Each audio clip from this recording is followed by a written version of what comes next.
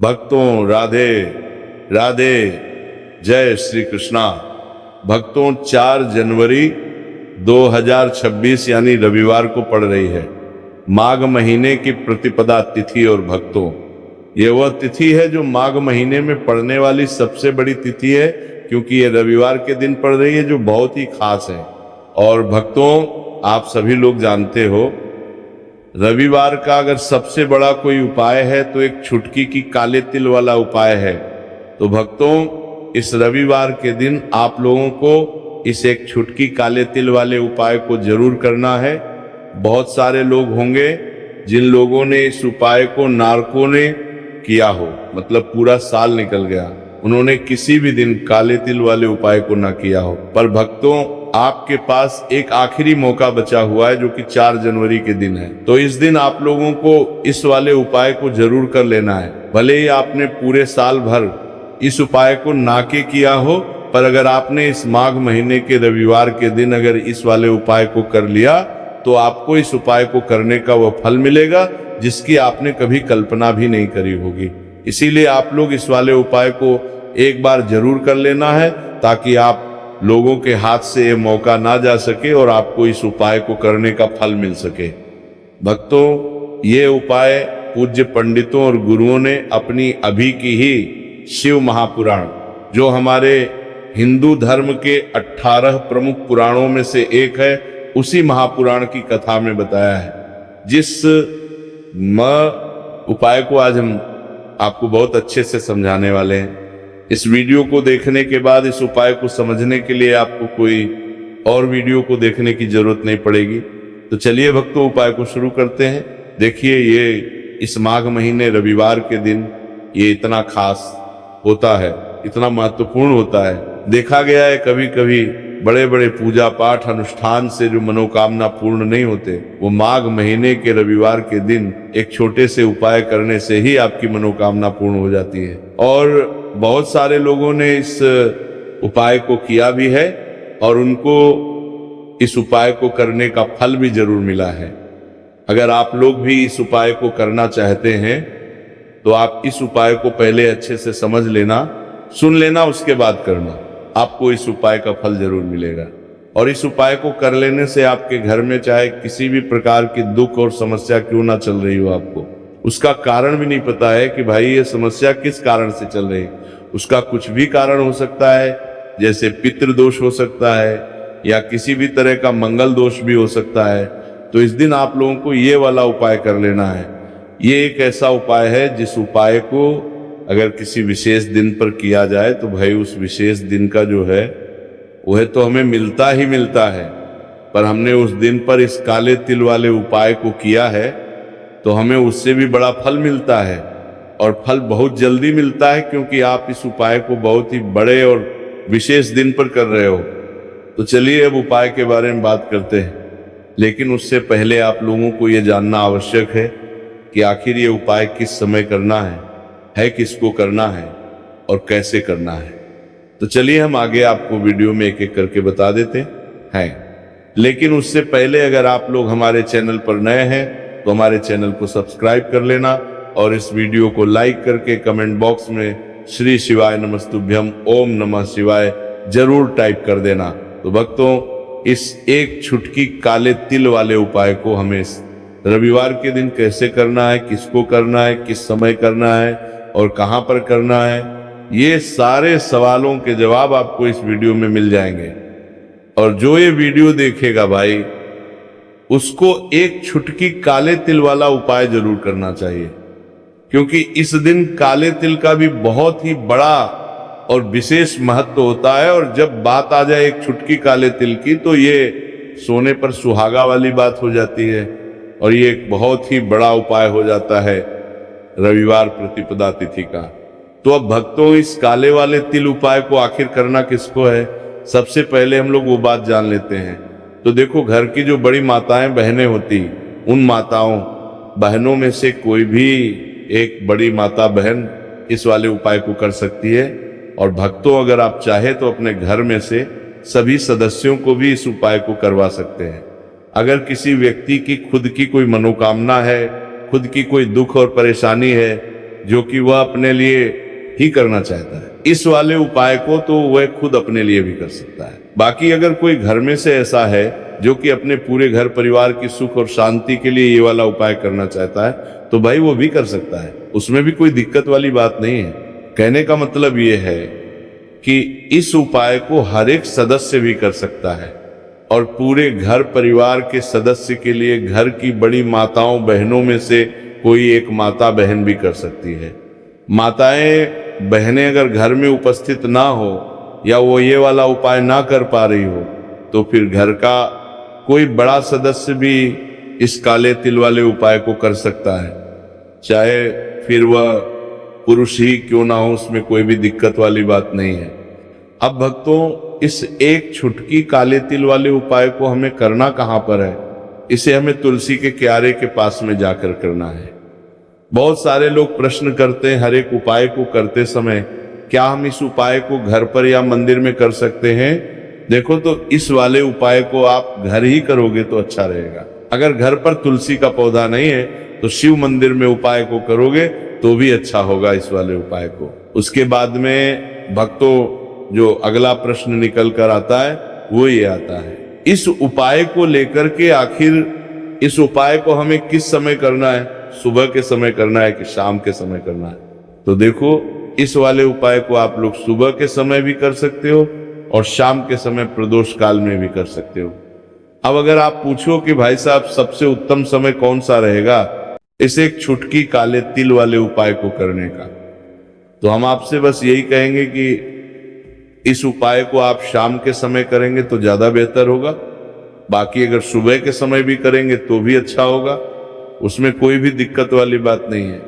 तो अब भक्तों, जो अगली सबसे बड़ी और महत्वपूर्ण बात आती है वो ये आती है कि सुबह अगर हम उपाय को करेंगे तो हमें कितने बजे से लेकर कितने बजे तक के बीच में करना है, और शाम के समय प्रदोष काल में करेंगे तो हमें कितने बजे से लेकर कितने बजे के बीच में करना है। तो देखो, सुबह जितनी जल्दी हो सके आप उपाय को करने की कोशिश करना। बाकी अगर किसी कारणवश लेट भी हो जाओ, थोड़ी देर भी हो जाए, तो 10 या 11 बजे तक भी आप उपाय कर लेना, पर 12 बजे से ज्यादा देरी ना हो, ठीक है? इस बात का ध्यान रखना। उसके बाद में भक्तों, अगर शाम के समय प्रदोष काल की बात करें, प्रदोष काल का जो समय होता है वो शाम के 6 बजे से शुरू हो जाता है। मतलब शाम के 6 बजे से लेकर 7 बजे के बीच का जो समय होता है, ये समय प्रदोष काल का समय होता है। पर अभी जो मौसम चल रहा है, इस मौसम में जो है शाम बहुत देरी से होती है, तो आप इस उपाय को 7 या 8 बजे के बीच में भी कर सकते हो। मतलब शाम के 6 बजे से रात 8 बजे के बीच में आप कभी भी इस वाले उपाय को कर सकते हो, उसमें कोई भी दिक्कत वाली बात नहीं है। परंतु रविवार के दिन कोशिश करना कि समय के अंतर्गत ही कर लो, किसी कारणवश ना कर पाओ तो थोड़ा देरी से भी कर सकते हो, आपको उपाय का फल जरूर मिलेगा। तो चलिए बात करते हैं हमारे पहले उपाय की। देखिए, इस उपाय के लिए आपको 2 दीपक लेने होंगे। दोनों ही दीपक आप मिट्टी के भी ले सकते हैं और दोनों ही दीपक आप शुद्ध आटा मढ़कर भी तैयार कर सकते हैं। अब भक्तों, दोनों ही दीपक के अंदर आपको शुद्ध घी का प्रयोग करना होगा और एक दीपक के अंदर आपको गोल रुई की बाती का प्रयोग करना होगा और एक दीपक के अंदर आपको लंबी बाती का प्रयोग करना होगा।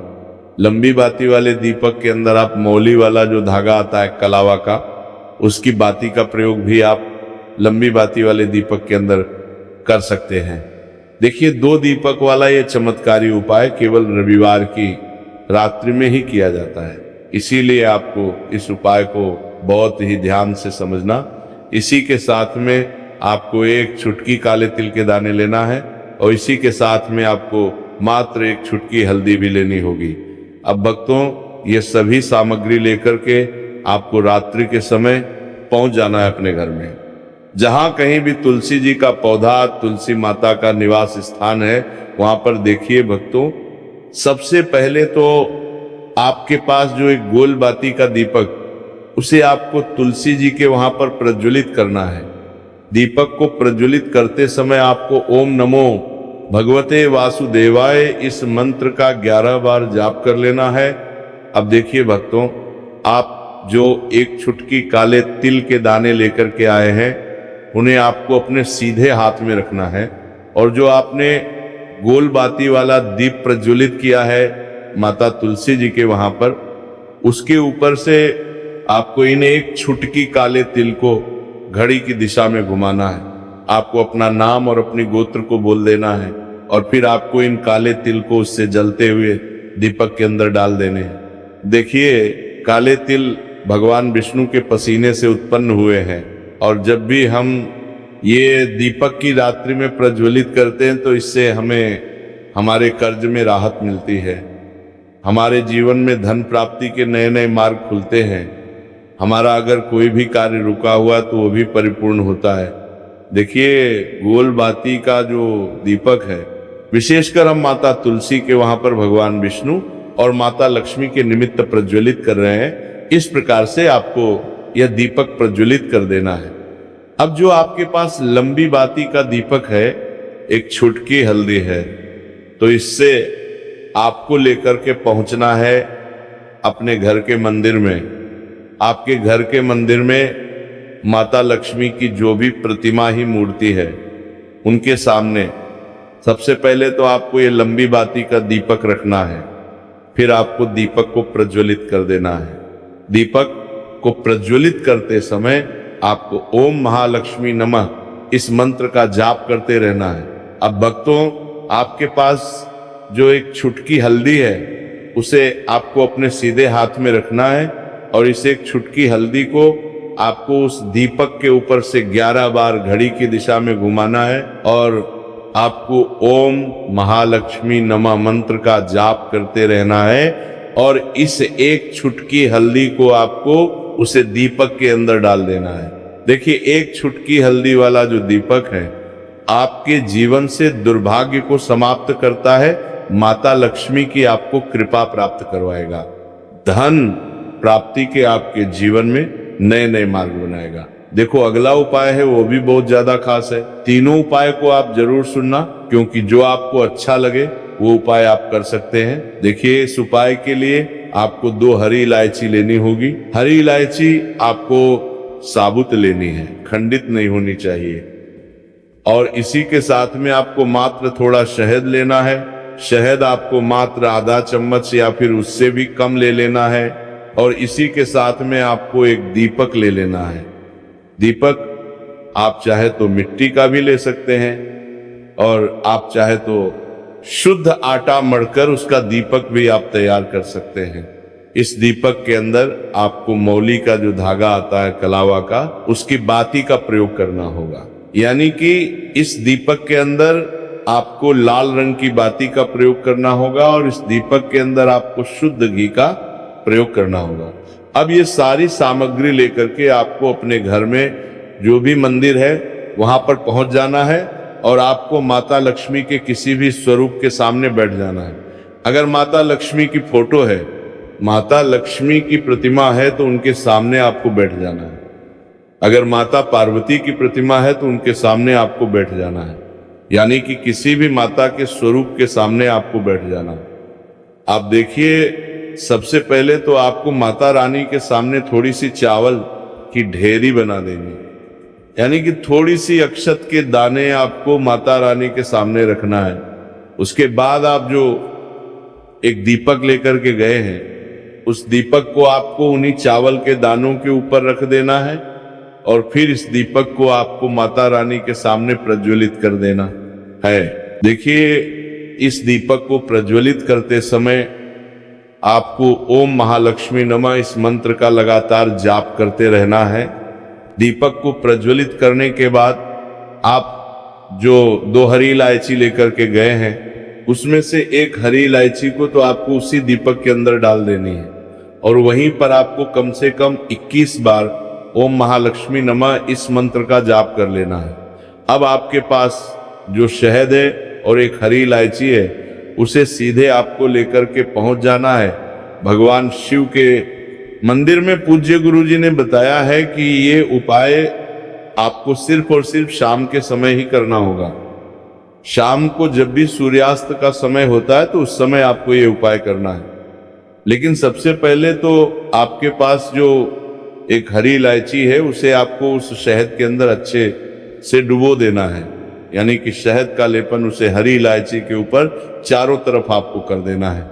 अब ये जो शहद से युक्त हरी इलायची है, इससे आपको भगवान शिव के शिवलिंग पर अर्पित कर देनी है और आपको श्री शिवाय नमस्तुभयम इस मंत्र का लगातार जाप करते रहना है। फिर इसके बाद आपको एक लोटा जल भी अपने साथ लेकर के जाना।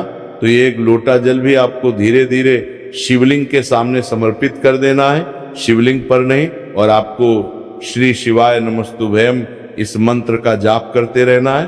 फिर इसके बाद आपको अपने घर आप तक को मंत्री नामनाए लोग तक को मंत्री फारा इसको जाना है। इस प्रकार से आपको ये उपाय कर लेना है। तो चलिए भक्तों, जान लेते हैं पूज्य पंडितों और गुरुओं द्वारा बताए गए दूसरे उपाय के बारे में। देखिए, इस उपाय के लिए आपको लेना है 11 चावल के दाने। गुरु जी ने कहा है चावल के दाने खंडित नहीं लेने हैं, बिल्कुल साबुत होने चाहिए।